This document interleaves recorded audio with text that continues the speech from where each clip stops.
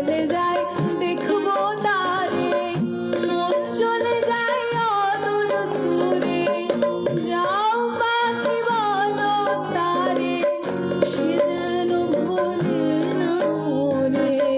সুখে থেকো ভালো থেকো, মনে রেখো এ আমারে। সোনার পালঙ্কের ঘরে লিখে রেখেছিলেম দ্বারে, সোনার পালঙ্কের ঘরে লিখে রেখেছিলেম দ্বারে, সোনার পালঙ্কের ঘরে লিখে রেখেছিলেম দ্বারে, সোনার পালঙ্কের ঘরে লিখে রেখেছিলেম দ্বারে।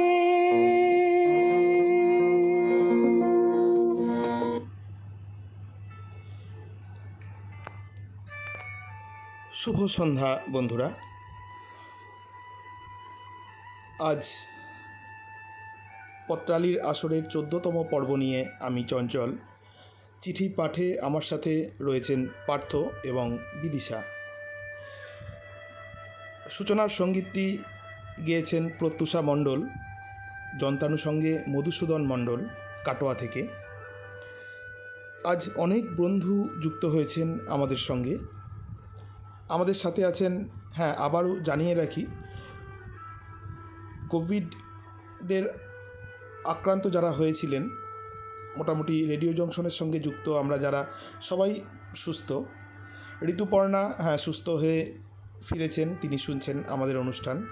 আমাদের সাথে আছেন সব্যসাচী বন্দ্যোপাধ্যায়, আছেন সৌমেন্দ্রনাথ জানা, সত্যব্রত দত্ত, দেবজিৎ ঘোষ, শ্রীহরি জানা, দিতিপ্রিয়া রায়চৌধুরী, সঞ্জীব রাহা, অরূপ মণ্ডল, শিখা দাস, তপন কুমার গোস্বামী, দিতিপ্রিয়া রায়চৌধুরী, গোপা সরকার মজুমদার, ঝর্ণা, সাগর ঝর্ণা এবং মুকুল রঞ্জন চক্রবর্তী। হ্যাঁ অনেক বন্ধু যুক্ত হয়েছেন আমাদের সঙ্গে। পত্রালী চিঠিপত্র সম্পাদনায় শ্রী সৌমেন্দ্রনাথ জানা, পুরো অনুষ্ঠানটির কারিগরি ভাবনায় বিদিশা শেখর হাজরা। আমরা চলে যাচ্ছি আপনাদের চিঠি নিয়ে।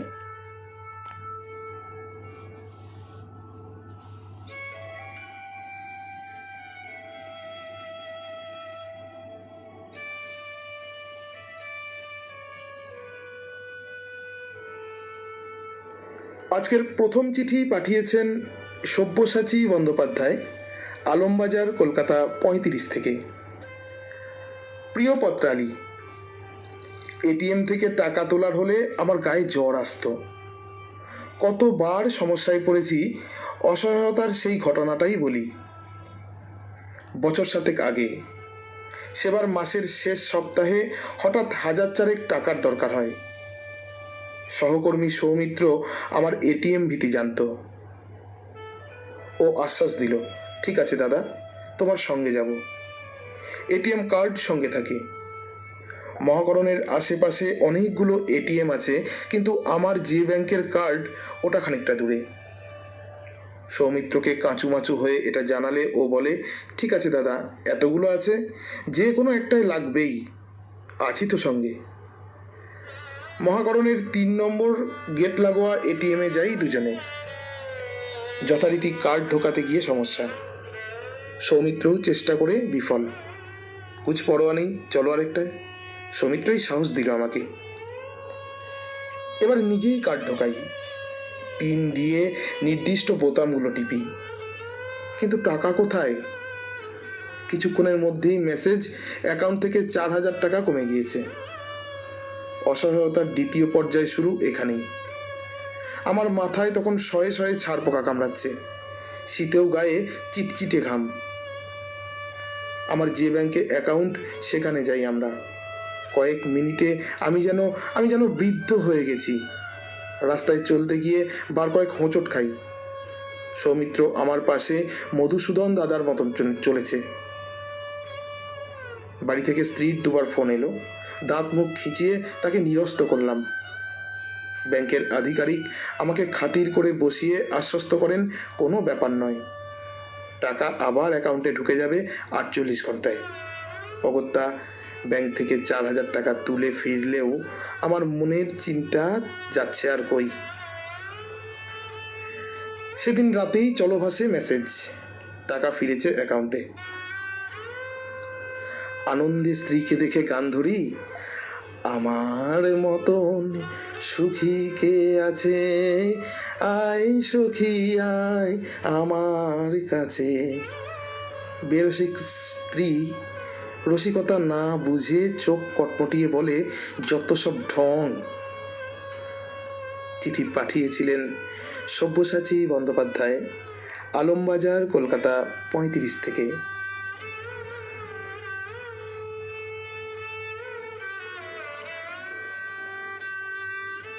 এবারের চিঠিটি আমাদের পাঠিয়েছেন সৌমেন্দ্রনাথ জানা, ঋষি রাজনারায়ণ পল্লী, বোড়াল থেকে, কলকাতা 700154। সৌমেন্দ্রনাথ বাবু লিখছেন, অসহায় আমরা খেয়ালি প্রকৃতির কাছে, অতিবৃষ্টি অনাবৃষ্টির কাছে, অর্থনীতির কাছে, কখনো চারপাশের পরিবেশ পরিস্থিতির কাছেও। অসহায় তুমি আমিতেও। হিংস্র জন্তু জানোয়ারের প্রকৃতি জানি, সাবধানে থাকি দূরেও, কিন্তু মানুষ কখন কি আচরণ করি নিজেরাই কি চাই জানি। মুখে মুখোশ, জিহ্বাগ্রে হলাহল, অদ্ভুত বৈপরীত্য। নিজের বিবেকের কাছে একটি অসহায়ত্বের কথাই বলি। লজ্জা পেয়েছি, বিবেক দংশনও ছিল, যতক্ষণ না বাড়ি ফিরে আমার নীতিবোধে দীক্ষিত ছেলে মেয়েকে ঘটনাটা বলেছি। কোভিড ভ্যাকসিনের দ্বিতীয় ডোজের অ্যাপ নির্ভর রেজিস্ট্রেশন করিয়ে সকাল 6:30টায় হাসপাতালে পৌঁছে শুনি, মেইন গেটে নাম লিখিয়ে বিল্ডিংয়ের পিছন দিকে অপেক্ষা করুন, 10টার পর ভ্যাকসিন এলে 10 জন করে ডাকবে। নামের সিরিয়াল 175। তখনই অনিশ্চিত একটা সিস্টেমের কাছে অসহায়ভাবে অপেক্ষায় আমরা ষাটোর্ধ্ব সবাই। দখল নিলাম একটা চেয়ারের, একমাত্র ভরসা দীর্ঘ অপেক্ষার। ভিড় বাড়ছে, দাঁড়িয়েও অনেকে, প্রত্যেকের সাথে সহায়ক একজন করে। 10টার পর ডাক শুরু হলো। আমার ডাক 17-18 বারের বার হবে, তাই চেয়ার আঁকড়ে বসে থাকা, কে দাঁড়িয়ে কে খোঁড়াচ্ছে, নীতিবোধ জলাঞ্জলি দিয়ে অনন্ত অপেক্ষা খোলা আকাশের চাঁদি ফাটা রোদে। পাশে একজন উসখুস করছেন যষ্টি হাতে, চেয়ার ছাড়বো? বিবেকের কাছে আমি অসহায়। আমার মাথায় ঘুরছে, দুপুর 12টা বাজে, ডাক পড়বে তো, নাকি অসহায় অপেক্ষায় সার হবে? আশেপাশের লোকজনের হাল হকিকত আঁচ পেলেও সহায়কহীন আমি কোনো ঝুঁকিই নিইনি। দুপুর 2টোয় বাড়ি ফিরে ছেলে মেয়েকে বললাম যে একটা নীতিহীন কাজ করে এলাম। ওরা শুনে বলে, ভুলে যাও দিনটি, সকাল 6টায় বেরিয়ে দুপুর 2টোর মধ্যে ভ্যাকসিন পেয়েছো, এটাই ঢের। চিঠিটি আমাদের পাঠিয়েছিলেন সৌমেন্দ্রনাথ জানা, ঋষি রাজনারায়ণ পল্লী, বোড়াল থেকে, কলকাতা 700154।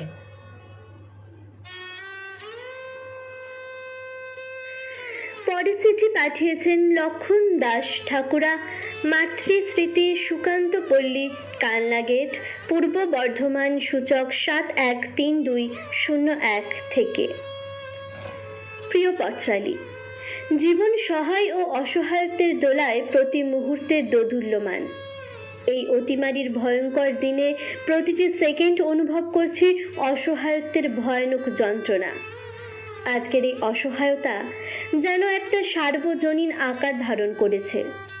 কিন্তু প্রিয় পত্রালী, আজ হতে 55 বছর আগে আমার মতো এক উচ্চ মাধ্যমিক পরীক্ষার্থীর সেদিনের অসহায়তার কথা তোমার কাছে তুলে ধরছি। আমি গুসকরা পিপি ইনস্টিটিউশনের উচ্চ মাধ্যমিকের ছাত্র। চূড়ান্ত পরীক্ষা দিচ্ছি বর্ধমান মিউনিসিপ্যাল বয়েজ হাই স্কুলে।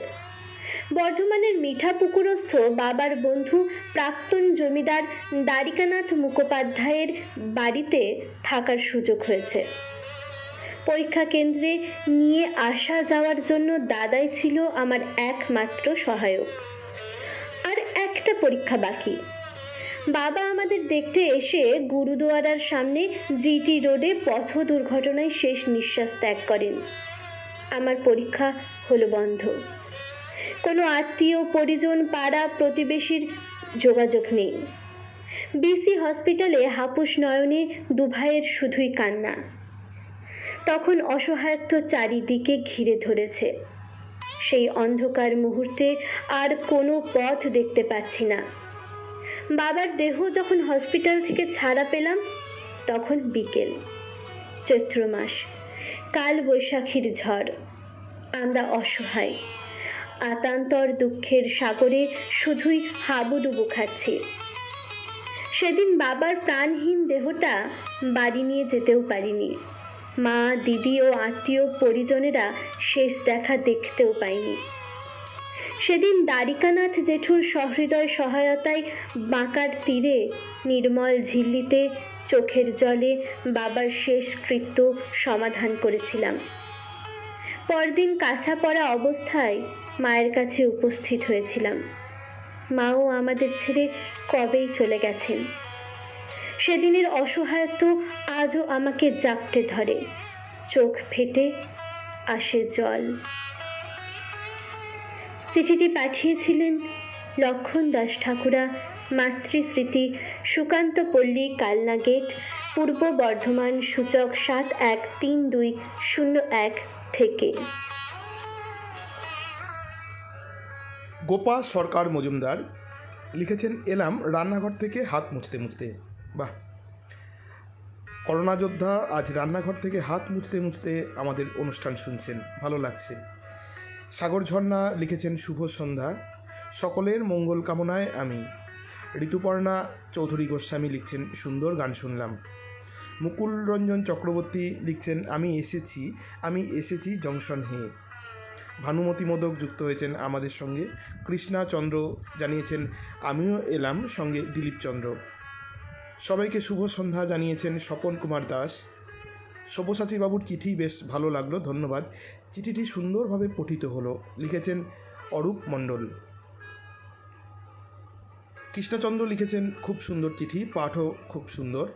দিতিপ্রিয়া রায়চৌধুরী লিখেছেন, যথারীতি সুন্দর চিঠি সব্যসাচী বাবুর। সঞ্জীব রাহা জানিয়েছেন, সব্যসাচী বাবুর চিঠি শুনে ভালো লাগলো। তপন কুমার গোস্বামী লিখেছেন, যথারীতি ফার্স্ট বয়। অনেক অনেক শুভেচ্ছা সব্যসাচীকে, ভালো থাকো, সুস্থ থাকো। পীযূষ গুপ্ত রয়েছেন আমাদের সঙ্গে। সব্যসাচী বন্দ্যোপাধ্যায় জানিয়েছেন, শ্রী সৌমেন্দ্রনাথ জানার অভিজ্ঞতা আমাদের অনেকেরই বক্তব্য। ঋতুপর্ণা গোস্বামী জানিয়েছেন, চিঠি লেখা আর পাঠ খুব সুন্দর, সকলের উপস্থাপনা অসাধারণ। ধন্যবাদ দিদি তোমাকে। ভানুমতি মোদক লিখেছেন, সব্যসাচীদা, চিঠিটি হৃদয়কে নাড়া দিয়ে গেল। সত্যব্রত দত্ত জানিয়েছেন, সব্যসাচীর রসসিক্ত অসহায়ত্বের বাস্তব কাহিনী এবং তার থেকে মধুর মুক্তি ভালো লাগলো। চঞ্চলের গান হলো উপরি পাওনা। সঞ্জীব রাহা লিখেছেন, সৌমেন্দ্রনাথ জানা যথারীতি অনবদ্য। সময়ের উপযুক্ত সুন্দর চিঠি, পাঠও বেশ ভালো, জানিয়েছেন কৃষ্ণা চন্দ্র। তপন কুমার গোস্বামী জানিয়েছেন, সৌমেন্দ্রনাথ যার শেষ ভালো তার সব ভালো। তবু তুমি তো পেয়েছো, কিন্তু অনেকে রাত জেগেও বিফল মনোরথ, ভালো থেকো ভাই। শ্রীহরি জানা লিখছেন, এক একজনের অসহায়ত্বের প্রকৃতি ভিন্ন ধরনের, সামগ্রিকভাবে উপভোগ্য। গোপা সরকার মজুমদার লিখছেন, দাদা, ভ্যাকসিন যারা দিচ্ছে তারাও অসহায়, একদিকে কর্তৃপক্ষ, অন্যদিকে পাবলিক রোষ। আমি ভুক্তভোগী দাদা। মুকুল রঞ্জন চক্রবর্তী লিখছেন, সব্যসাচী ও সৌমেন্দ্রনাথ বাবুর বাস্তবতার দারুণ জলছবি এঁকেছেন। সাগর ঝর্ণা লিখেছেন, সবাই সুস্থ জেনে ভালো লাগলো।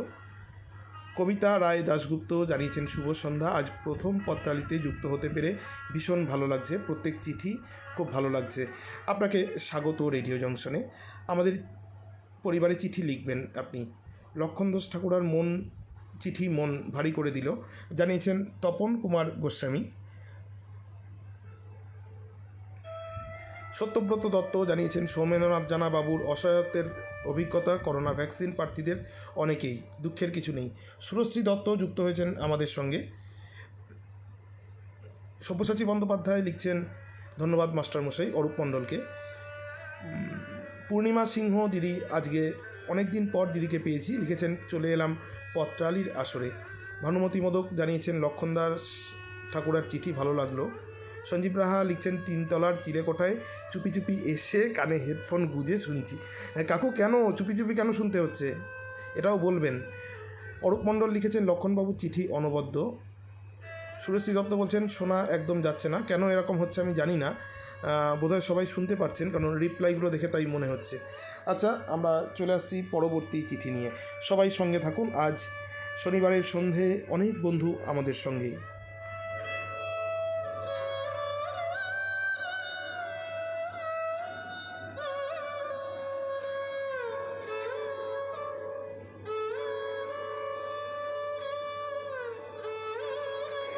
পরের চিঠি পাঠিয়েছেন চৈতন্য দাস, বাসা সাহিত্যনীর, ধুবুলিয়া 1/4 নম্বর গ্রুপ, নদিয়া থেকে।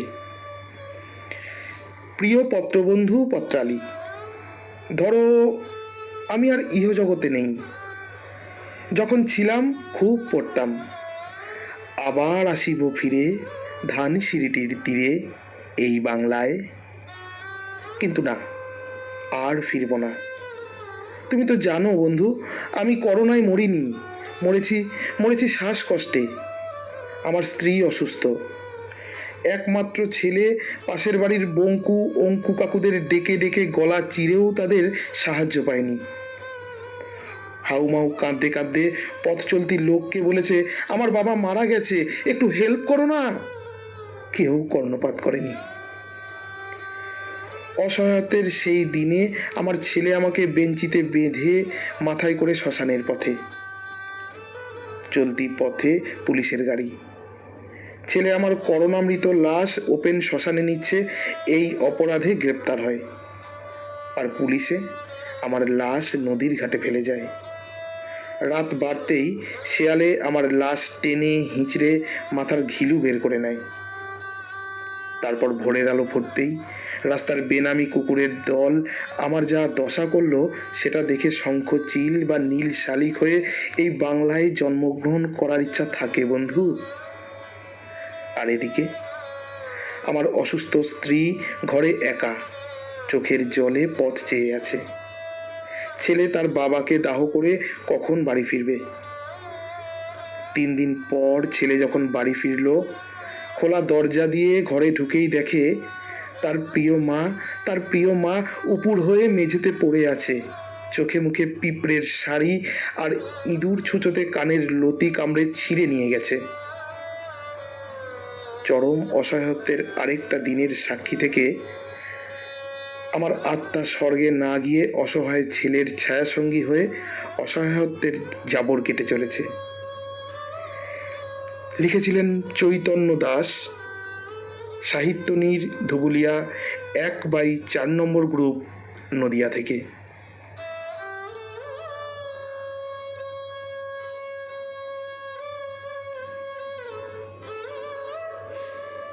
এবারের চিঠিটি আমাদের পাঠিয়েছেন ডাক্তার প্রদীপ কুমার দাস, 15/C রাজা KL গোস্বামী স্ট্রিট, শ্রীরামপুর, হুগলি থেকে।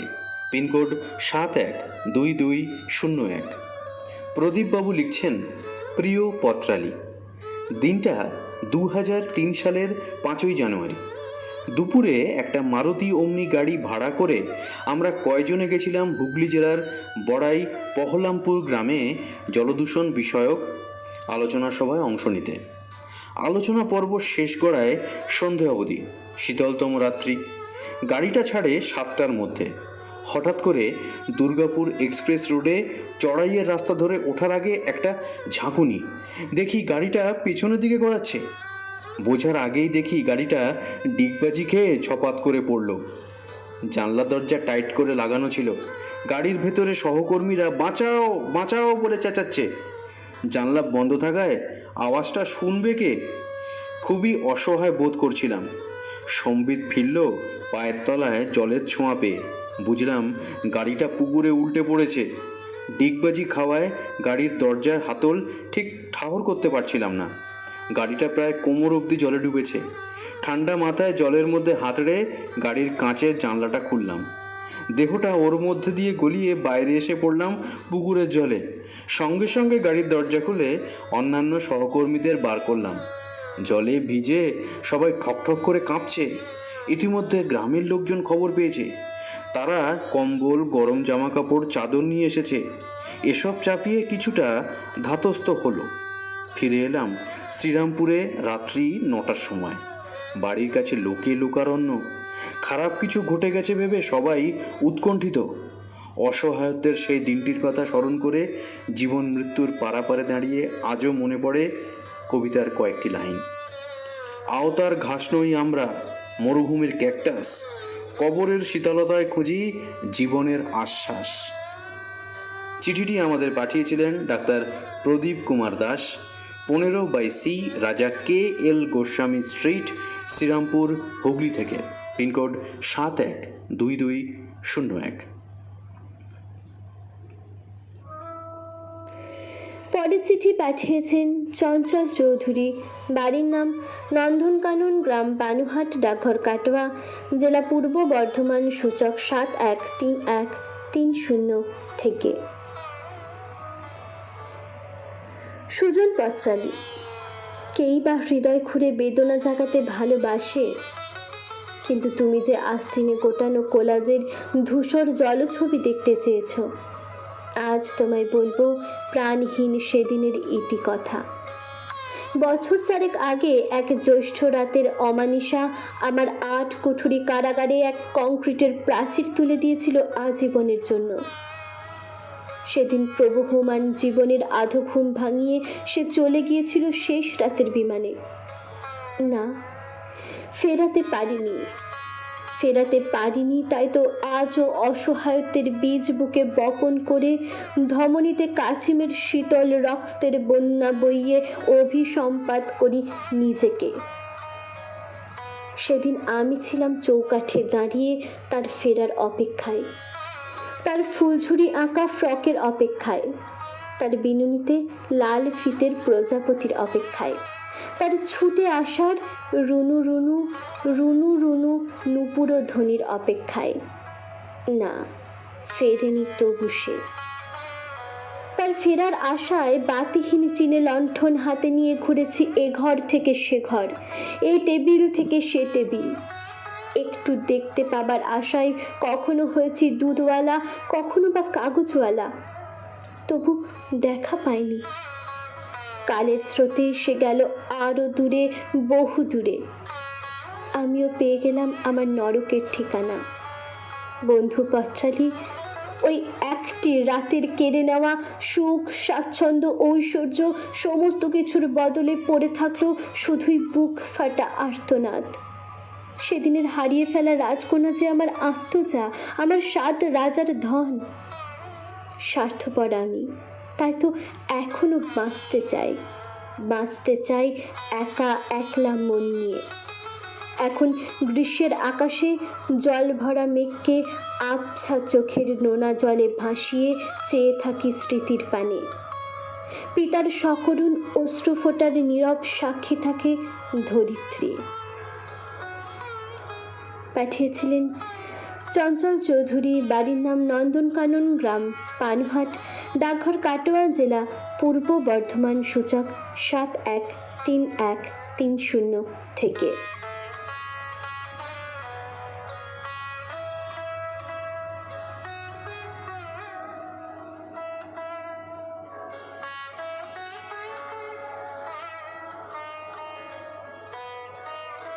পরের চিঠি পাঠিয়েছেন দেবজিৎ ঘোষ, গ্রাম নারায়ণপুর, ডাকঘর পাটুলি, জেলা পূর্ব বর্ধমান, সূচক 713512 থেকে। বৈচিত্র্যপূর্ণ স্মৃতিতে ঢাকা জীবনের যে খাতা বহু বছর আগে নিজেই বন্ধ করে দিয়েছিলাম, আজ সময় এসেছে সেই খাতাকে খোলার। জীবনের সেই খাতায় লিখে রাখা মন খারাপের কথা নয়, বরং নানাভাবে শিক্ষা পাওয়ার দিনের কথা তোমায় বলি আজ পত্রালি। অসহায়ত্ব নামক বিশেষ শব্দটি আমার জীবনে বারবার ফিরে এসেছে নানা রূপে, নানাভাবে। সেসব মানুষ যারা সাহায্যের সুযোগ নিয়ে এসেছিল, কিন্তু যখন চোরা বালিতে আমার পা আটকে গেল, তখন আমাকে ঠেলে দিল গভীর থেকে গভীরে। সেই মুখোশ পরিহিত মানুষরূপী প্রাণীদের কথাই আজ বলবো। যদিও এদের থেকে মুক্তি আমি পাইনি আজও। মাধ্যমিকের গণ্ডি পেরিয়ে একাদশ শ্রেণীতে বিজ্ঞান বিভাগে ভর্তি হলাম। বন্ধুদের মধ্যেই এমন কিছুজন ছিল যাদের কাছে আমি আমার ব্যর্থতার দিনে সাহায্যের জন্য হাত বাড়াতাম। তখন যে সাহায্য তারা করত, সেটাকে আদৌ সাহায্য বলা যায় কিনা তা নিয়ে যথেষ্ট সন্দেহ আছে। নিজের পরিশ্রমেই সফল হতাম, নিজেই নিজের সাহায্যের হাত হয়ে উঠতাম। এরপর একদিন কলেজে ভর্তি হলাম। সেই সময় এমন অনেকজন ছিল যাদের অসহায়ত্বের দিনে আমি পূর্ণ সহায়তা করেছি, কিন্তু তারা আমার অসহায়ত্বের কাতর আকুতির প্রতিদান কি দিল? শুধুই লাঞ্ছনা। স্বার্থসিদ্ধির নেশায় বুঁদ হয়ে থাকা এ কোন সমাজ পত্রালি, বলতে পারো? যে দেশে নেতাজি সুভাষচন্দ্র, রবীন্দ্রনাথ ঠাকুরের মতো মানুষ জন্মেছেন, সেই দেশের মানুষগুলো এত স্বার্থপর কেন পত্রালি, কেন? এমন কোনো দিন কি আসবে না যেদিন এসব মানুষেরা হয়ে উঠবে কোনো অসহায় মানুষের সহায়তার মূর্ত প্রতীক?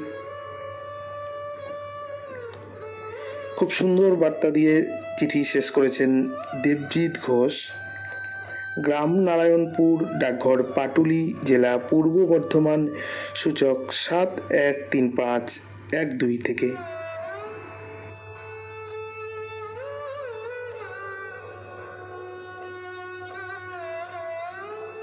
পরবর্তী চিঠিটি আমাদের পাঠিয়েছেন শ্রীহরি জানা, গ্রাম বিল আমড়িয়া, পোস্ট পায়া মেদিনীপুর, থানা দীঘা, জেলা পূর্ব মেদিনীপুর, সূচক 721428।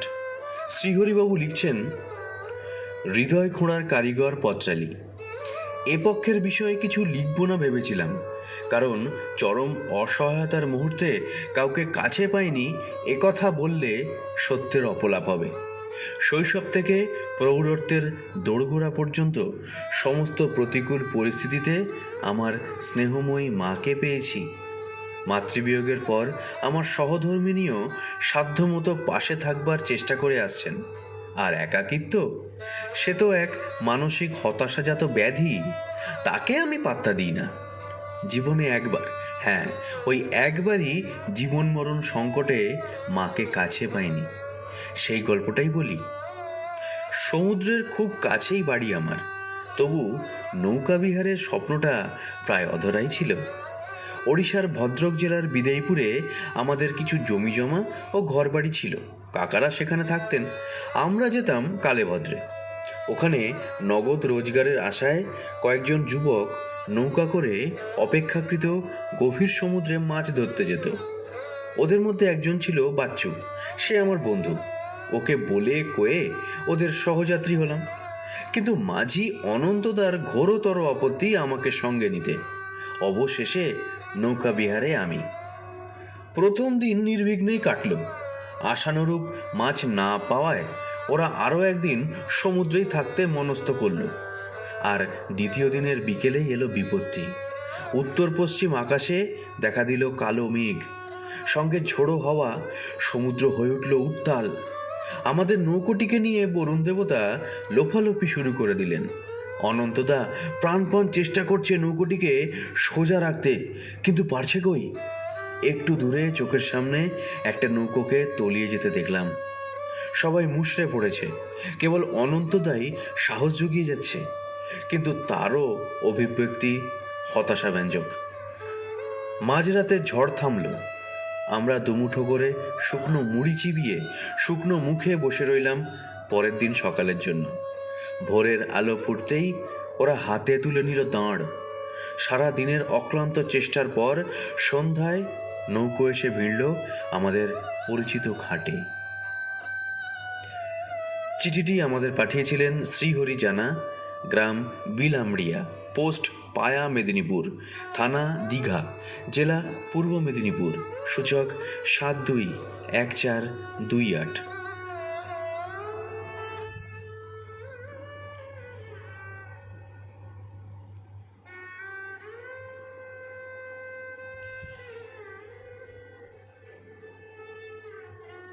সত্যব্রত দত্ত জানিয়েছেন, সৌমেন্দ্রনাথ জানা বাবুর অসহায়ত্বের অভিজ্ঞতা করোনা ভ্যাকসিন প্রার্থীদের অনেকেই দুঃখের কিছু নেই।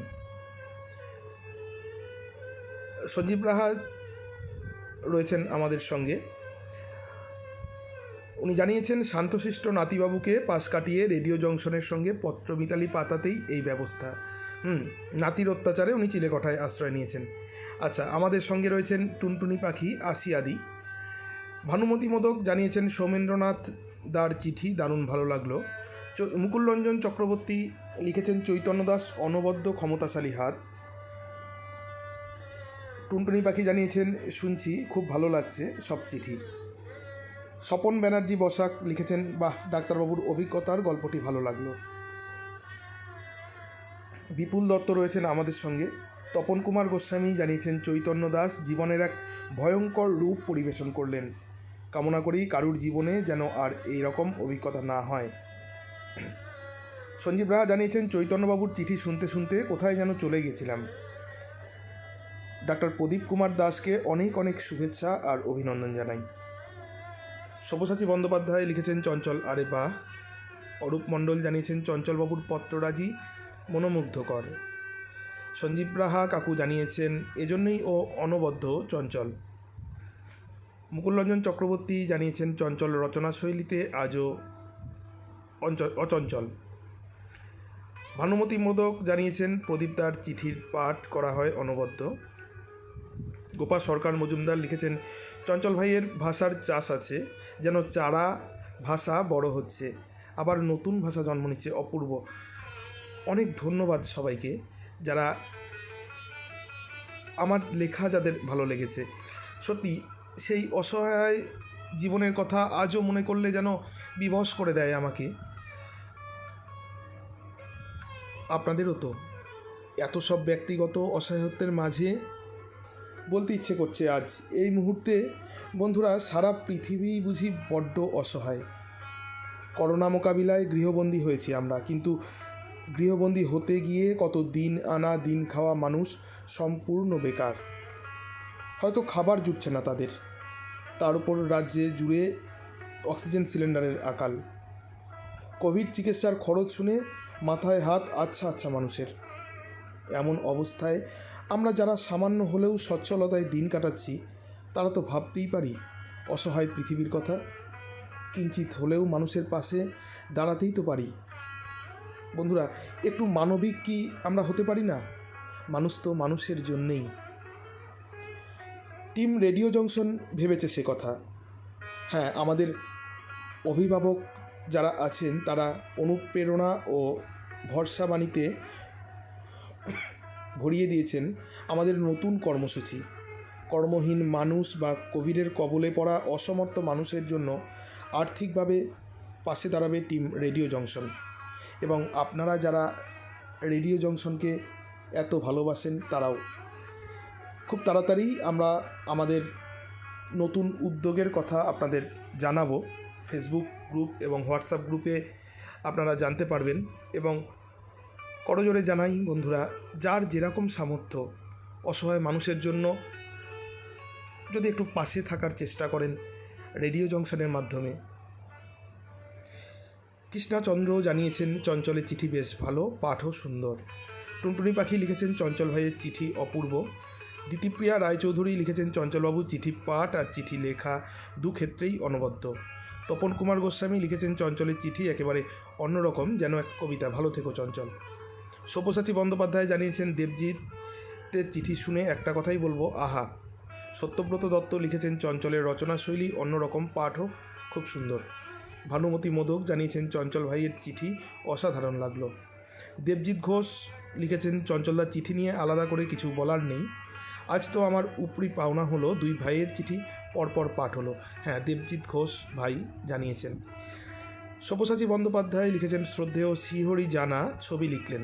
মুকুলরঞ্জন চক্রবর্তী লিখেছেন শ্রীহরি জানার সুন্দর চিঠি। কবিতা রায় দাশগুপ্ত লিখেছেন চৈতন্যবাবুর চিঠিটি শুনে শিউরে উঠতে হয়, যদিও এটা এই সমাজেরই প্রতিচ্ছবি। তপন কুমার গোস্বামী জানিয়েছেন চিঠিতে ভাবনার বৈচিত্র্য মন ছুঁয়ে যাচ্ছে। সুরশ্রী দত্তর শোনায় সমস্যা হচ্ছে, সম্ভবত ইন্টারনেট সংযোগের জন্য। শ্রীহরি জানা লিখছেন নিজের সৃষ্টির প্রশংসা সবার মতো আমারও ভালো লাগছে। অনিতা বসু আছেন আমাদের সঙ্গে আছেন কমল ঘোষ। সব্যসাচী বন্দ্যোপাধ্যায়, সৌমেন্দ্রনাথ জানা, লক্ষণ দাস ঠাকুরা ও অন্যান্য পত্রদাতার চিঠি কোলাজ মনের গ্যালারিতে শোভা পাচ্ছে, যা আমার অসহায়তার দিশা দেখাবে, ভরসা যোগাবে। কমল ঘোষ জানিয়েছেন। সব্যসাচী বন্দ্যোপাধ্যায় লিখেছেন, চঞ্চলেই মহতী উদ্যোগ শুধু নয়, এই জংশনের সব ভালো কাজের সঙ্গেই আছি ভাই। হ্যাঁ, দাদাকে যখন জানিয়েছিলাম, সব্যসাচী দাদা তো উৎসাহ দিয়েছিলেন আমাদেরকে। আপনারা উৎসাহ দিয়েছিলেন বলে তো এতটা সাহস করে নামতে পেরেছি পথে। তানজিলাল সিদ্দিকী একটু দেরি করে এসেছেন, লিখেছেন, আছি কিন্তু নেট খুব উইক, শোনা যাচ্ছে না, এখন চুপচাপ বসে আছি। আচ্ছা, চলে আসছি আমাদের পরবর্তী চিঠি নিয়ে। পরবর্তী চিঠি পাঠিয়েছেন গৌতমপতি, শালগেছিয়া, তমলুক, পূর্ব মেদিনীপুর, সূচক 721636 থেকে। বন্ধু পত্রালি, অসহায়ত্বের সেই দিনটি আমার খুব মনে পড়ে। তখন নৈশ কলেজে পড়ি। বাড়ি থেকে কলেজ 1.5 মাইল হেঁটে আধ ঘন্টা বাসে। সকাল থেকেই বৃষ্টি, রাতে কলেজ ফেরতা প্রবল বৃষ্টির সাথে ঝোড়ো হাওয়া। সেকেন্ডে সেকেন্ডে বিদ্যুতের ঝলকানি আর বিকট শব্দে বাজ পড়া। রাত 9টা। বাসস্ট্যান্ড জনমানবহীন, দোকানপাট বন্ধ, বিদ্যুৎ নেই, চারদিক অন্ধকার।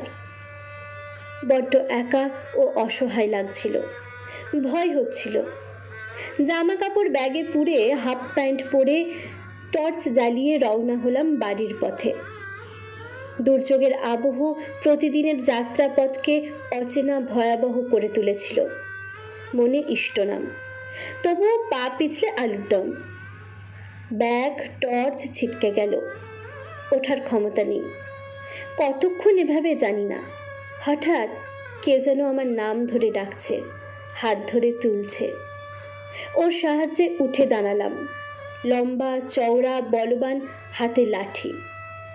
আমার সব ছড়ানো জিনিস গুছিয়ে নিয়ে আমাকে পিঠে তুলে লাঠি ঠুকে রওনা হলো। কথায় কথায় জানলাম ও আমার স্কুলের বন্ধু ওসমান। গায়ের স্কুলে একসাথে ক্লাস 4 অবধি পড়েছি। তারপর আর তার পড়া হয়নি। ডাকাত ওসমানের নাম শুনলে তখন গায়ের লোক ভয়ে কাঁপত। বহুদিন তাকে দেখিনি। বিদ্যুতের আলোয় এক ঝলক দেখলাম। ডাকাতি করতে বেরিয়ে এক অসহায় বন্ধুকে উদ্ধার করে বাড়ি থেকে সামান্য দূরে নামিয়ে ব্যাগ হাতে ধরিয়ে সাবধানে যাওয়ার কথা বলে আমাকে। ওই অন্ধকারেই হারিয়ে গেল। ওর উধাও হয়ে যাওয়ার ঠাউরে বললাম, বিপদে অসহায়ের বন্ধু, তোমাকে প্রণাম। চিঠিটি পাঠিয়েছিলেন গৌতমপতি, শালগেছিয়া, তমলুক, পূর্ব মেদিনীপুর, সূচক 721636 থেকে।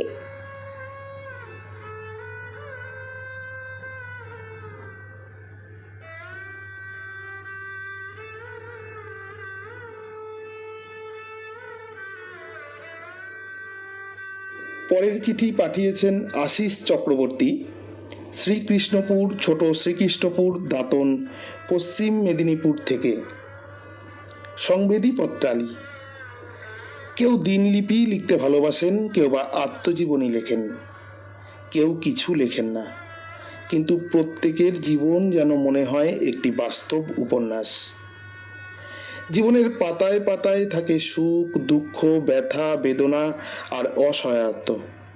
এমনকি জীবনের শেষ দিনেও থাকে ঘটনার ঘনঘটা। জীবনের বাল্য, কৈশোর, যৌবন পেরিয়ে পৌরত্বের দশায় এখন আমি উপনীত এবং একজন প্রতিষ্ঠিত প্রধান শিক্ষক।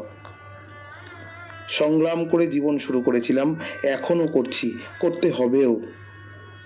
তবে বন্ধু, সংগ্রামের প্রকৃতি কখনো একরকম নয়। বাল্যকালে সংগ্রাম করতে হয়েছিল দারিদ্র্যের বিরুদ্ধে। মেধাবী ছাত্র ছিলাম, কিন্তু অর্থের অভাবে একসময় পড়া বন্ধ হবার উপক্রম।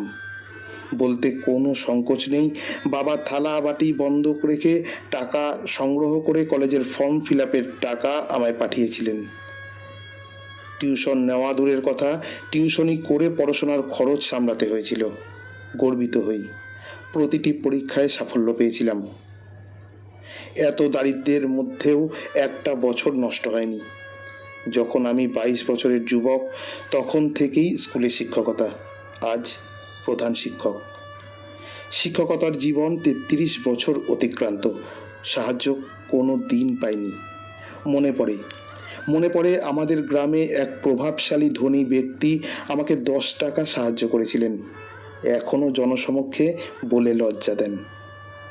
মনে পড়ে বন্ধু রবীন্দ্রনাথের লোকহিত প্রবন্ধের কয়েকটি লাইন, মানুষ কোনো দিন যথার্থ হিতকে ভিক্ষারূপে গ্রহণ করিবে না, ঋণরূপেও না, কেবলমাত্র প্রাপ্য বলিয়াই গ্রহণ করিতে পারিবে। চিঠি পাঠিয়েছিলেন আশিস চক্রবর্তী, শ্রীকৃষ্ণপুর, ছোট শ্রীকৃষ্ণপুর, দাঁতন, পশ্চিম মেদিনীপুর থেকে।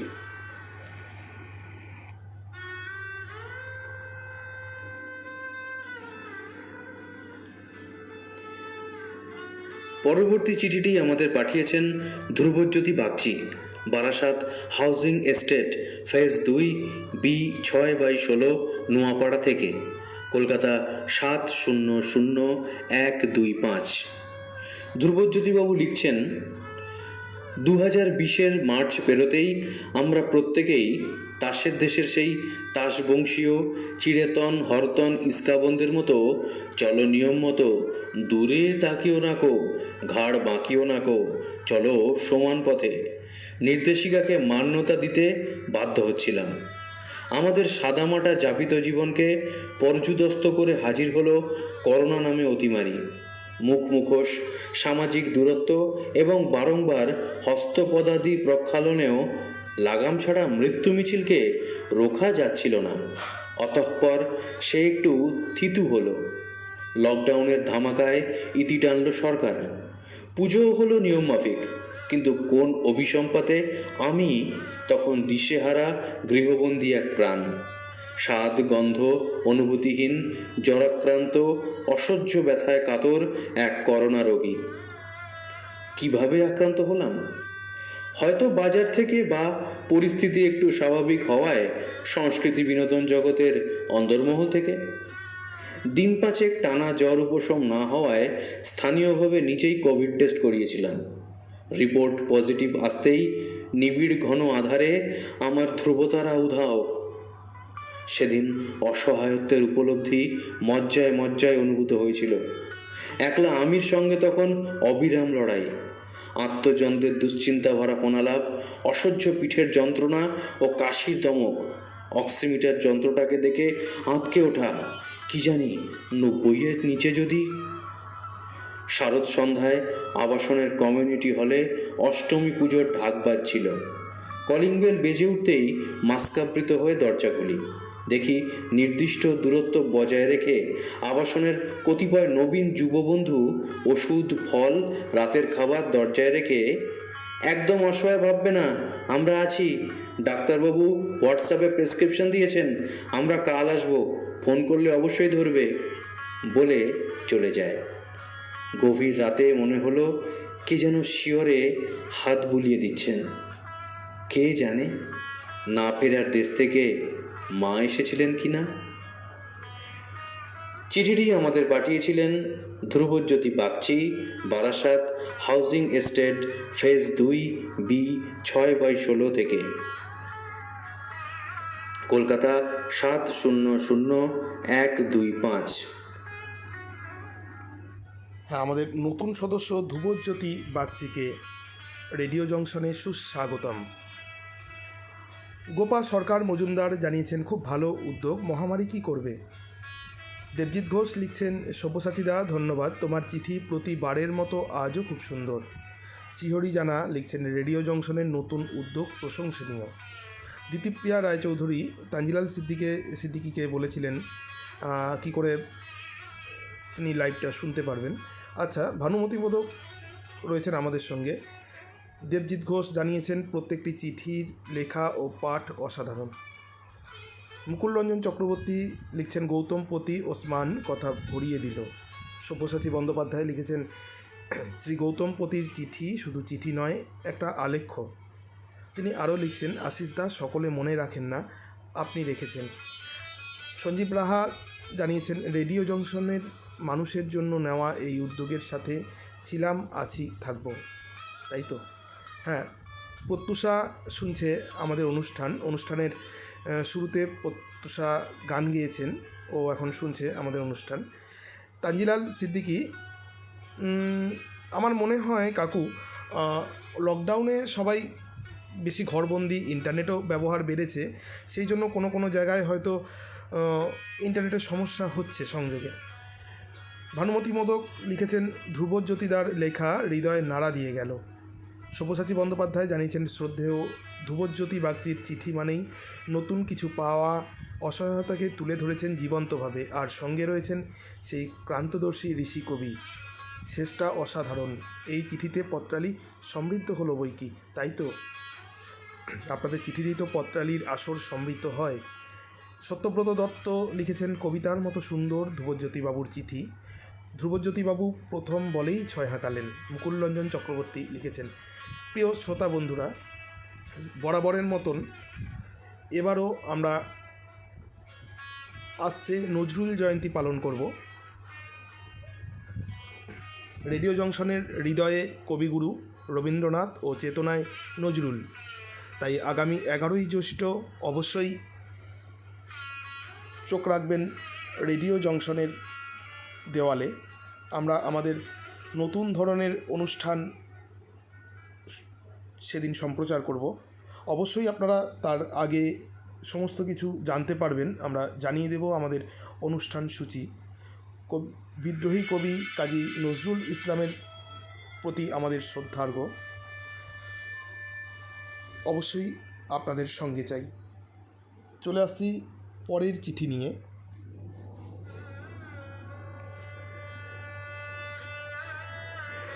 পরের চিঠি পাঠিয়েছেন নতুন বন্ধু শেফালি স্বর, জনানারী, গোপীনাথপুর, পূর্ব মেদিনীপুর থেকে। জীবনের এমন একটা দিন থাকে যা কখনো ভোলা যায় না, সেই রকমই একটা দিনের কথা বলছি। আমি উচ্চশিক্ষা শেষে রোজগারক্ষম হয়েও রোজগার করতে পারি না, অথচ ইচ্ছেগুলো যেন লাগাম ছাড়া। কয়েকটা মাত্র টিউশন করি। আমারই এক প্রতিবেশী তার দুটো ছেলেকে আমার কাছে পড়তে পাঠিয়ে ছাত্রপিছু মাত্র 100 টাকা করে দেবেন বললেন। ওই ভদ্রলোক অনেক টাকা রোজগার করেন, অথচ মাসে মাসে টাকা দিতেন না।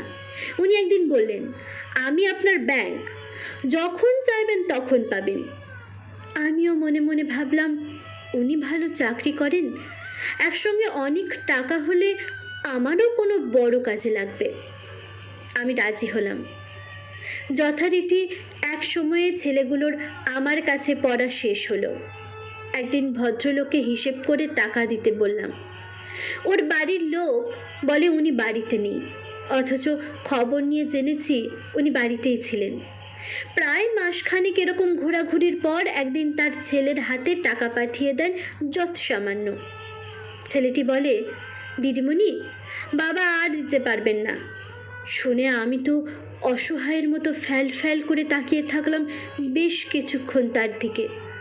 ভাবলাম, অভিভাবক অন্যায় করলেও সহজ নিষ্পাপ শিশু তো কোনো অন্যায় করেনি।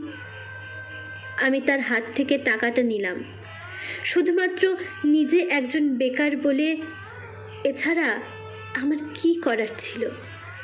আমার অসহায়ত্বের সেই দিনটি সত্যি কখনো ভুলব না। চিঠি পাঠিয়েছিলেন নতুন বন্ধু শেফালি স্বর, জনাদারি, গোপীনাথপুর, পূর্ব মেদিনীপুর থেকে। নতুন বন্ধু, আপনাকে রেডিও জংশন পরিবারে স্বাগত।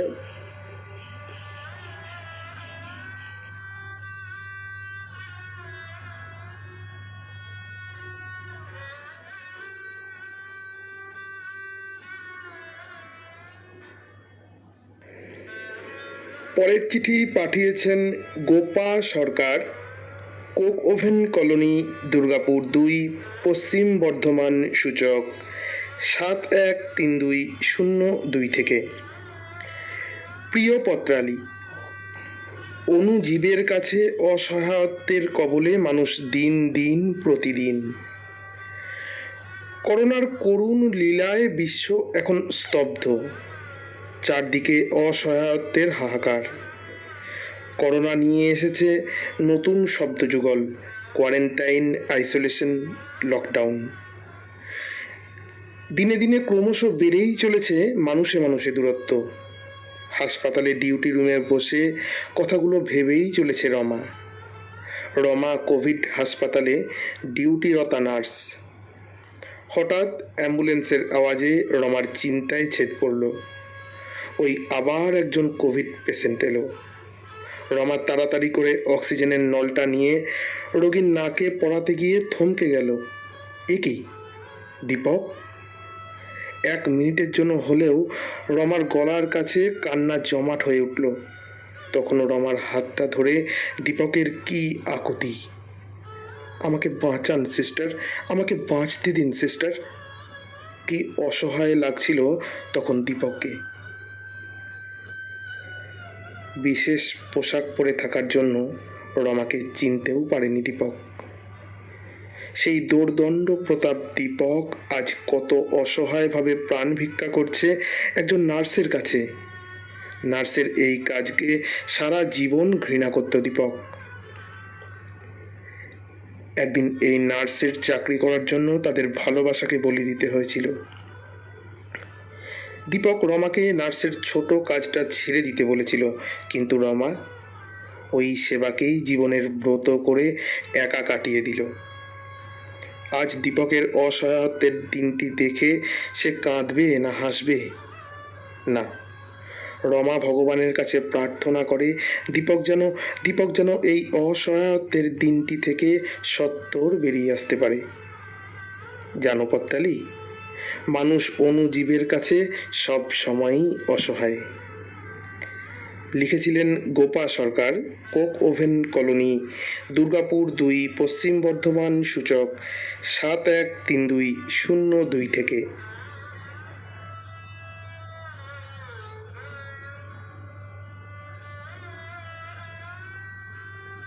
পরবর্তী চিঠিটি আমাদের পাঠিয়েছেন ডাক্তার পীযূষ গুপ্ত, হোমিও মেডিকেল অফিসার, পানুহাট, পশ্চিমপাড়া, পূর্ব বর্ধমান থেকে। পিন 713502। পীযূষবাবু লিখছেন, বদিবাবু জানালা দিয়ে বাইরেটা তাকিয়ে দেখলেন। লকডাউন, জনমানব শূন্য। অসহ্য লাগছে বদিবাবুর। গ্রিলের ভেতর দিয়ে কেউ খাবার দিয়ে গেছে। খাবারের ওপরের ঢাকনাটা খুলে গেছে। মাছি বসছে খাবারে। ঘরের বাইরে তালা। হোম কোয়ারেন্টিনে আছেন তিনি। 2 দিন পর পর স্বাস্থ্যকর্মীরা এসে দেখে যাচ্ছে। 1000টা প্রশ্ন। কাশি হচ্ছে, জ্বর আছে, গলায় ব্যথা নেই তো, স্বাদ পাচ্ছেন? ইচ্ছে হয় চিৎকার করে বলতে, এই অসহায় বৃদ্ধকে তোমরা মুক্তি দাও। দেখেন, কিছুটা দূরে তার একমাত্র ছেলে ও বৌমা মুখে পট্টি লাগিয়ে দাঁড়িয়ে আছে। বৌমা চিৎকার করে ওঠে, তখনই বলেছিলাম বুড়োটাকে বৃদ্ধাশ্রমে পাঠিয়ে দাও। বুড়োটা নিজেও মরবে, আমাদেরও মারবে। বদিবাবু জানালার দিকে নিষ্পলক। শরীরটা ভালো নেই। গা হাত পায়ে ব্যথা, জ্বর জ্বর লাগছে। মাঝে মাঝে কাশিও হচ্ছে। ভাত খেতে আর ভালো লাগছে না। 1 গ্লাস ঠান্ডা জল খেয়ে শুয়ে পড়লেন। চোখটা লেগে এসেছিল। কাশির জন্য ঘুমটা ভেঙে গেল। ঘরের বাইরে কার গলার আওয়াজ। চোখ বন্ধ করেই শুনছেন। এই শুনছো, বাবা কাশছে, এরপর শ্বাসকষ্ট, তারপর শেষ। তাহলে হাসপাতালে নিয়ে যাওয়ার ব্যবস্থা করি? তোমার মাথা টাথা খারাপ হয়েছে, ওষুধ খেয়ে তো বেঁচে যেতে পারে। তাহলে মরণ, যাও বাবার টিপসইটা নিয়ে এসো, দিয়ে আমি মরি আর কি, তুমি চাও? বেশ, আজ রাতে তোমার বাবা পটল তুললে কাল সকালে কাজের মেয়েটাকে দিয়ে টিপসইটা করিয়ে নেব। ওদের উচ্ছ্বাস শক্তিশালের মতো বুকে আঘাত করে বদিবাবুর। অসহায়ত্বের চরমে। চোখের জলে বালিশটা ভিজছে। চিঠিটি আমাদের পাঠিয়েছিলেন ডাক্তার পীযূষ গুপ্ত, হোমিও মেডিকেল অফিসার, পানুহাট, পশ্চিমপাড়া, পূর্ব বর্ধমান থেকে। পিন 713502। পরের চিঠি পাঠিয়েছেন অরূপ মণ্ডল, প্রফুল্ল নিকেতন, শরৎপল্লী, গোলাপবাগ, পোস্ট রাজবাটি জেলা, পূর্ব বর্ধমান থেকে। 1989 সালের জুন মাসের শেষ দিক। ইংরেজি সাহিত্যে সাম্মানিক চূড়ান্ত বর্ষের পরীক্ষা চলছে। প্রস্তুতিও চূড়ান্ত পর্যায়ে, কিন্তু বিধিবাম। জলবসন্ত জ্বরে শয্যাগত হলাম। শেষ পেপারের পরীক্ষাটি অসম্পূর্ণ রইল। এটি হলো পড়াশোনা সে বছরের মতো। মন খুব খারাপ। পরিচিত বন্ধু বান্ধবদের সাথে স্নাতকোত্তর পড়া হবে না। এত বড় মানসিক বিপর্যয় তদ্যাবধি জীবনে ঘটেনি। মনটা কিছুতেই মেনে নিতে পারছে না। অসহায়ত্ব ঘিরে ধরল আমার গতিশীল জীবনটাকে। চলমান শিক্ষা জীবনে এমন অকাল স্তব্ধতা মেনে নিতে কষ্ট হচ্ছিল। নিজের মানসিক শক্তি ও সাহসকে সম্বল করে একটি কৃত্রিম পা নিয়ে নৃত্যের সুধাচন্দ্রন এবং অন্ধত্ব বধিরতাকে দূরে সরিয়ে সাফল্যের প্রতিচ্ছবি হয়েছিলেন হেলেন কেলার। দীর্ঘ ইংলিশ চ্যানেল অতিক্রম করেন প্রতিবন্ধী সাঁতারু মাসুদুর রহমান। কবিগুরুর বাণী মন্ত্র আওড়ায়, বিপদে মোরে রক্ষা করো, এ নহে মোর প্রার্থনা, বিপদে আমি না যেন করি ভয়। পরের বছর সসম্মানে স্নাতকে উত্তীর্ণ হয়ে স্নাতকোত্তর এবং শিক্ষক শিক্ষণ ডিগ্রি হাসিল করি। বুঝি অসহায়ত্বকে জয় করতে সাহসী হয়ে উঠতে পারে ব্রহ্মাস্ত্র মহৌষধ। চিঠিটি পাঠিয়েছিলেন অরূপ মণ্ডল, প্রফুল্ল নিকেতন, শরৎপল্লী, গোলাপবাগ পোস্ট, রাজবাটি, জেলা পূর্ব বর্ধমান থেকে।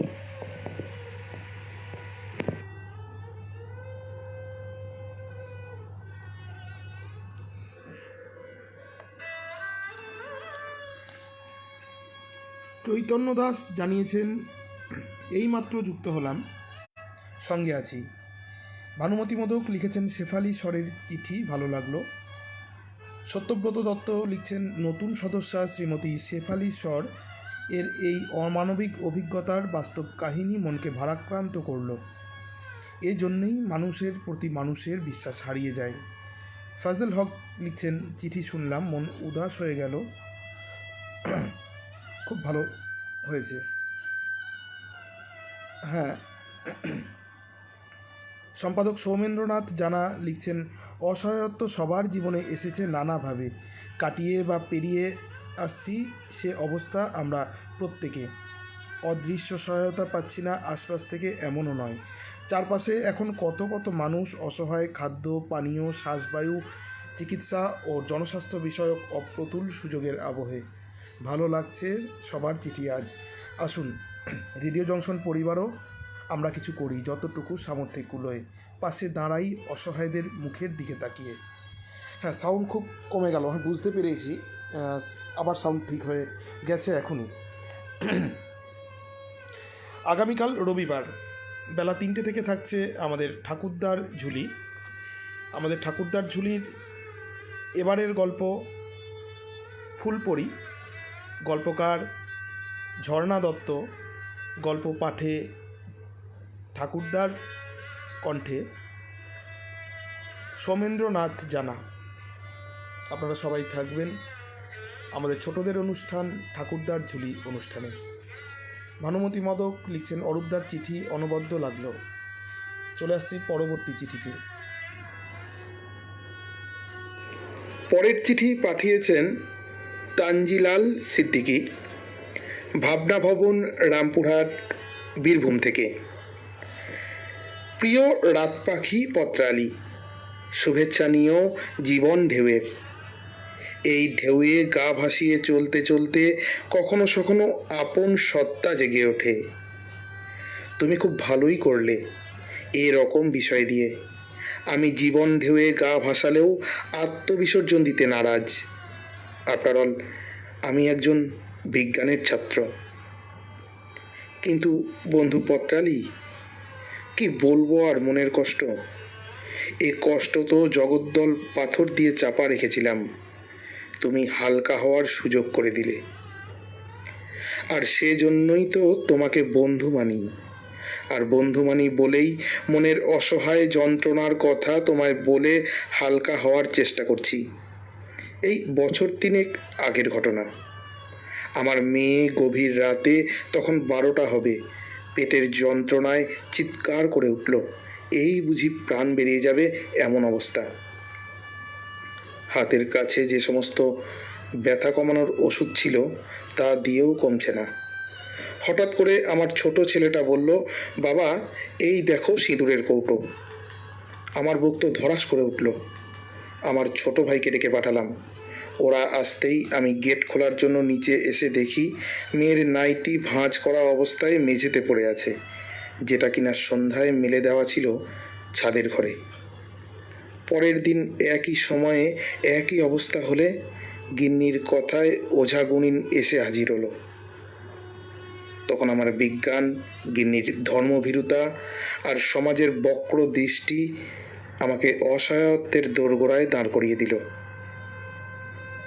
চিঠিটি লিখেছিলেন অসহায় পিতা তানজিলাল সিদ্দিকী, ভাবনা ভবন, রামপুরহাট, বীরভূম থেকে।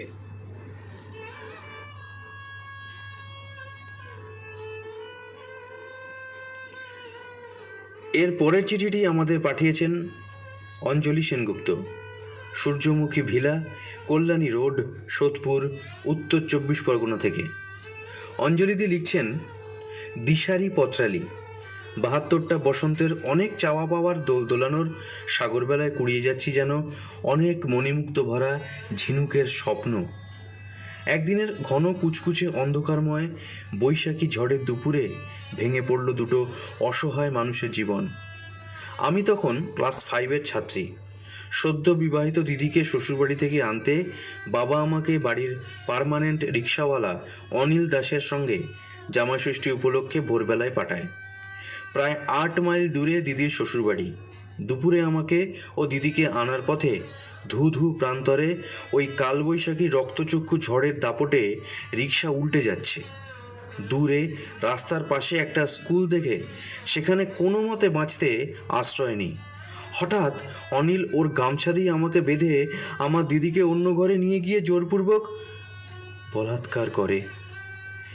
এদিকে আমার বাবা দুর্যোগ দেখে 2জন লোক সঙ্গে নিয়ে আমাদের গাড়ি করে খুঁজতে বের হন।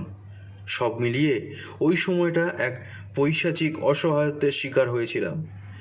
জীবনের ওই ছেঁড়া পাতা কোনোদিন ঠিক করা যাবে না।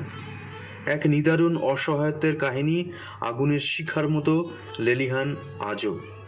পরে থানা ও কোর্টের বিচারে অনিলের আজীবন সশ্রম কারাদণ্ড সঙ্গে দৈনিক সজোরে সহস্রটি বেত্রাঘাতের বিধান হয়েছিল। আজও দগদগে হয়ে আছে সেই দিনটি। ভুলতে পারিনি, ভুলবও না।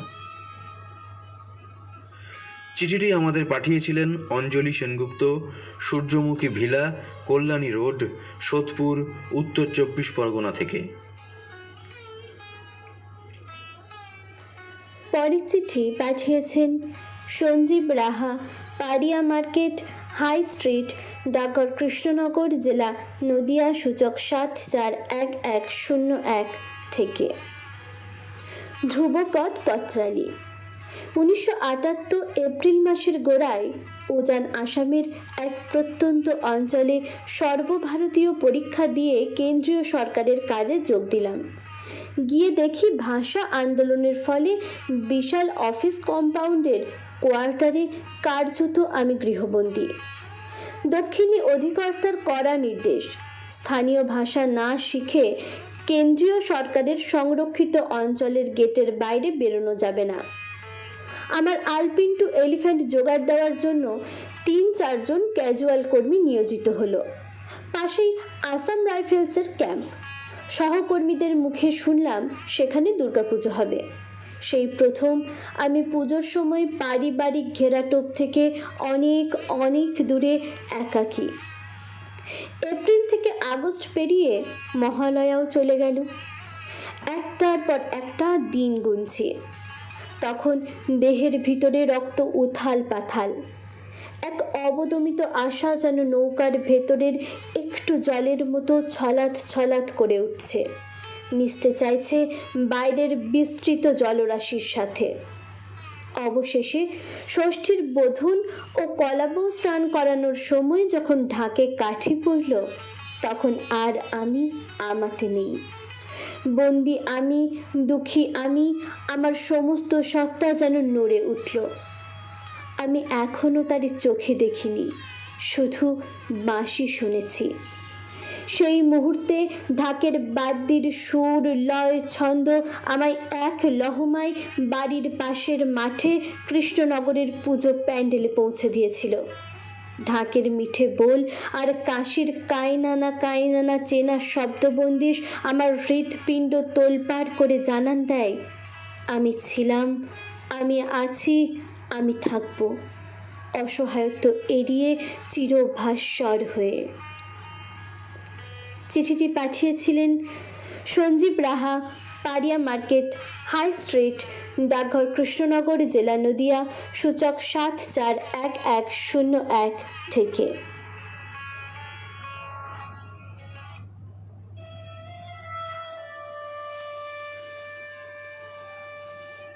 পরের চিঠি পাঠিয়েছেন তিস্তা বেজ 123/2 জিটি রোড, যাত্রা, শ্রীরামপুর, হুগলি থেকে। সূচক 712204। প্রিয় পত্রালী, তোমার কথায় জীবন নদীর প্রবাহধারার নিচে সঞ্চিত বেদনার উপল থেকে সেঁচে আনলাম গাঢ় নীল রঙের দীনতার বৈদুর্যমণি। সময়কে অতিক্রম করতে যা আমার চেতনার আদর্শ শিক্ষক। আমি তখন গ্রামীণ এক শিক্ষিত পরিবারের নববধূ। চিকিৎসক শ্বশুরমশাইয়ের ওপর সংসারের যাবতীয় ব্যয়ভার। সদ্য ওকালতি পাশ করা স্বামী পেশায় নবিশ। সংসারে পরিজন আশ্রিত মিলিয়ে দুবেলা 22টা পাত। দিব্যি চলছিল। হঠাৎ বিনা মেঘে বজ্রপাতের মতো শীতের এক মাঘী রাতে হৃদরোগে আক্রান্ত হয়ে চলে গেলেন শ্বশুরমশাই। সংসারের একমাত্র উপার্জনশীল মানুষ, অকুলে বেসামাল সংসার তরী। সকলে এই সংসারেরই সদস্য, কাকে ফেলব? সবার প্রতি দায় যে আমার সমান। শুরু হলো নিরস্ত্র লড়াই। সদ্য বিবাহিতা এক তরুণীর অনটনের সাথে মানিয়ে নেওয়ার জীবনযুদ্ধ। সপ্তাহান্তে শহর থেকে ফিরতেন আরেক যোদ্ধা, আমার আইনজীবী স্বামী। আমার ওপর তার অগাধ আস্থা। আমার হাতেই যে বৈঠাখানা। কর্তব্যে অবিচল আমিও তখন নাছোড়বান্দা। সচ্ছল পরিবারের শহুরে মেয়ে থেকে গ্রাম বাংলার লড়াকু গৃহবধূ হয়ে উঠলাম। ফি রবিবার বাজার আসত। 7 দিনের বরাদ্দ 7 কেজি আলু। সপ্তাহে 1 দিন আমিষ। রক্তচাপের রুগী শাশুড়িমা। সবার মুখে হাসি ফুটিয়ে রাখার দায়িত্ব আমার। গ্রামের মানুষের অগাধ ভালোবাসা আর ডাক্তারবাবুর প্রতি কৃতজ্ঞতা, সর্বোপরি পরিবারের সদস্যদের সহযোগিতায় দীর্ঘ সংগ্রামের শেষে পার হলাম অকুল পারাপার। যে সহে সে রহে, সত্য দর্শন হলো আমার। আজ এত বছর পরে স্মৃতিপ্রস্তরে গাঁথা জীবাশ্মের মতো দিনগুলোকে তুলে এনে উপহার দিলাম তোমায় বন্ধু। ভালো থেকো। ভালো থাকবেন আপনিও। লিখেছিলেন তিস্তা বেজ 123/2 জিটি রোড, যাত্রা, শ্রীরামপুর, হুগলি। সূচক 712204 থেকে।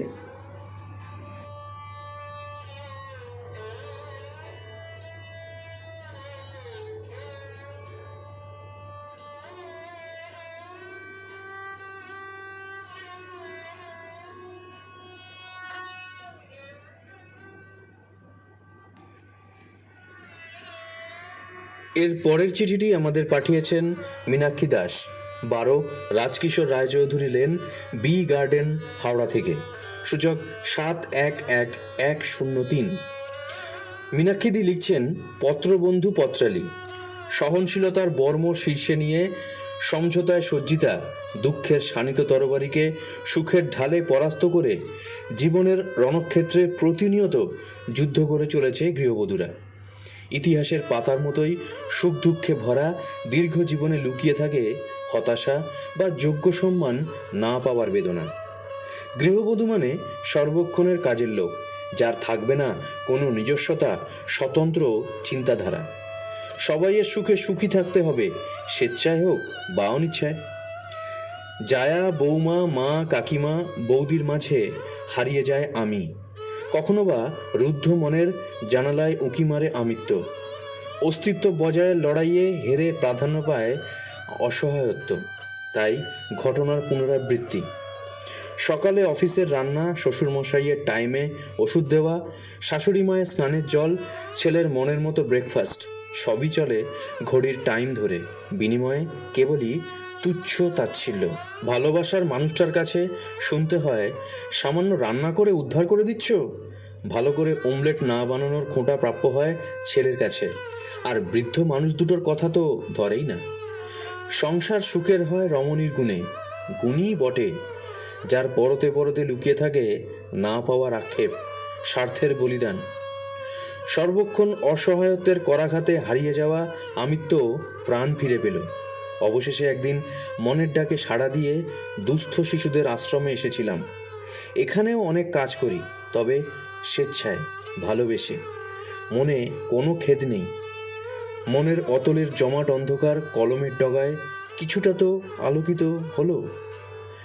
চিঠিটি আমাদের পাঠিয়েছিলেন Meenakshi Das, 12 Rajkishore Roychowdhury lane, B garden, Howrah থেকে।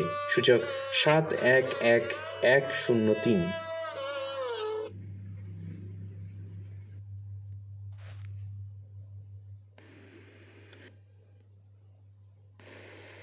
এবারে চিঠি পাঠিয়েছেন সত্যব্রত দত্ত, মেঘের পালক, B33, নারকেল বাগান, গড়িয়া, কলকাতা 700084 থেকে। সময়ের সাথী পত্রালি।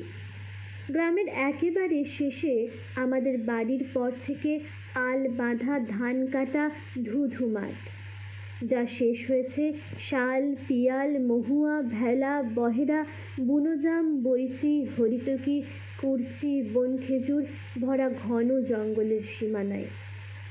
বসন্তের ছোঁয়া পেলেই এই জঙ্গল রঙে রূপে সৌরভে হয়ে ওঠে অপরূপ। জঙ্গলে বেড়ানো ছিল আমার নেশা। আমি তখন 10, আর আমার সর্বক্ষণের সঙ্গী সবার ছোট ভাই দীপু 3 কি 4।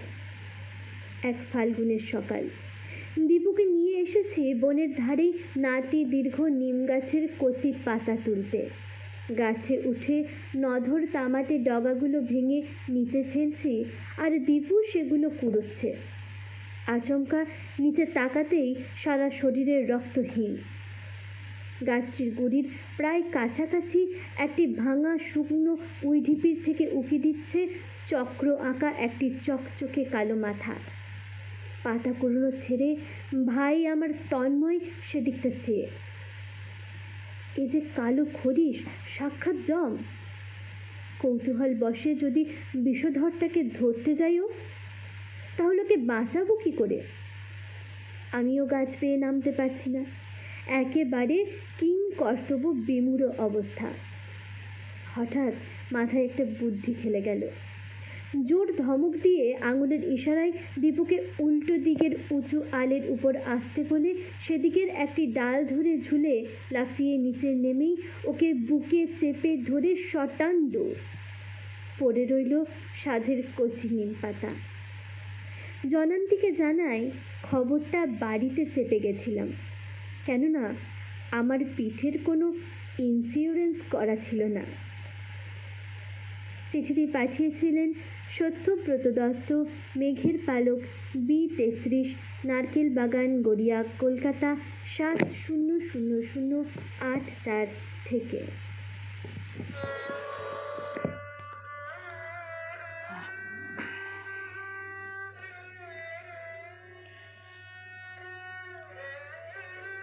ভানুমতি মোদক জানিয়েছেন, অরূপদার চিঠি অনবদ্য লাগলো। সব্যসাচী বন্দ্যোপাধ্যায় লিখছেন, শেফালি স্বর, আকাশবাণীর অনেক পুরনো পত্রকার, আমরা আবার সমৃদ্ধ হলাম। সব্যসাচী বন্দ্যোপাধ্যায় লিখছেন, তাঞ্জিলাল আজ কাঁদালেন যে। চৈতন্য দাস লিখছেন, বেশিরভাগ চিঠি ভালো লাগছে, বিদিশা আপনি একটু জোরালো কণ্ঠে পড়লে ভালো হয়। মুকুলরঞ্জন চক্রবর্তী লিখছেন, তাঞ্জিলাল সিদ্দিকী খুব সুন্দর লিখেছেন। অঞ্জলি দেবীর চিঠি ভোলা মহাপাপ। সব্যসাচী বন্দ্যোপাধ্যায় জানিয়েছেন, শ্রদ্ধেয় সঞ্জীব রাহা ছাড়া এমন দরদমাখা চিঠি আর কেই বা লিখবেন। শিহরি জানা লিখেছেন, সঞ্জীব রাহার চিঠিটা বেশ ভালো লাগলো। সত্যব্রত দত্ত জানিয়েছেন, সঞ্জীববাবুর চিঠির শেষ লাইনটি সবার মনে থাকবে। সব্যসাচী বন্দ্যোপাধ্যায় লিখেছেন, শ্রদ্ধেয়া তিস্তা বেজের চিঠিও একখানি ছবি। চৈতন্য দাস জানিয়েছেন ভালো লাগলো সঞ্জীব রাহা ও তিস্তা বেজের লেখা। সঞ্জীব কাকু লিখেছেন প্রতিটি চিঠির মানই অতি উন্নত ও শ্রুতিমধুর, যেমন লেখা তেমন উপস্থাপনাও খুব সুন্দর।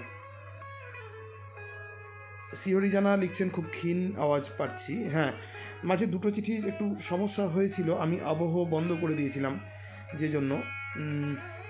সব্যসাচী বন্দ্যোপাধ্যায় জানিয়েছেন অসাধারণ শ্রদ্ধেয় শতব্রত দত্তর চিঠি। সাগর ঝর্ণা লিখছেন সুন্দর। আজ পত্রালির 14তম পর্বে পাঠ হলো মোট 21টি চিঠি, আজ আর নয়। আপনাদের বাকি চিঠিগুলি নিয়ে, আপনাদের অসহায়ত্বের কাহিনীগুলো নিয়ে আমরা আবার আগামী সপ্তাহে আসব পত্রালির 15তম পর্ব নিয়ে। ততদিন আপনারা সবাই ভালো থাকবেন, সাবধানে থাকবেন। তপন কুমার গোস্বামী লিখছেন সকল চিঠি স্ব মহিমায় উজ্জ্বল, তবে আজ নেট খুব অমায়িক ব্যবহার করছে, মাঝে মাঝেই সাউন্ড জ্বালাতন করছে। হ্যাঁ, আজ এত শ্রোতাবন্ধু ছেড়ে যেতে তো ইচ্ছে করছে না, কিন্তু সময় ঘড়িই জানিয়ে দিয়েছে সময় শেষ। সঞ্জীব কাকু জানিয়েছেন পিঠের ইন্স্যুরেন্স, হা হা হা। কাকু, এবার চিলেকোঠা থেকে আপনি শোয়ার ঘরে যাবেন। কাকুর যান্ত্রিক গোলযোগের কারণে আমাদের বহুল প্রচারিত, যিনি সকালবেলা উনি যে লাইভ সম্প্রচার করতে অনেক অসুবিধে হয়েছেন। আপনারা যারা ওনার লাইভ অনুসরণ করেন সবাই সঙ্গে থাকবেন। খুব তাড়াতাড়ি কাকু নতুন কারিগরিতে সমৃদ্ধ হয়ে আবার নতুনভাবে তিনি লাইভ করবেন।